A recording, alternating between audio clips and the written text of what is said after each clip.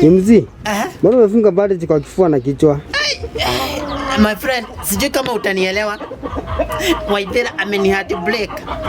Waithera amevuja roho yangu. Waithera ameniacha. My heart is bleeding. Imevujika. Nasikia roho yangu kaitabomoka. Sasa nikaamua nivuge bandage hapa kwa kifua. Yote at least shikilia roho yangu isibomoke yaguke. Kwa sababu roho yangu imevujika.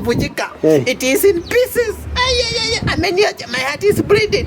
Kwa sababu ile kitu imeniumiza, ameniita kafukusui, ati mimi nikafukusui. Ati mimi sasa ni kitu pole sana. Ameamua kuniacha. Inauma, roho yangu inauma sana. Alafu hii bandage ya kichwa, kinasikia kichwa yangu kama italipuka. Kama ita blast. Stress. So nikaamua nifuge hii bandage, at least ishikilie kichwa, ikae into contact. My friend, hakuna kitu baya kama kuacho. Unaacho kwa mata hivi kama hujajiprepare. Na hii kono mnavyo kubaya. Ni baya sana.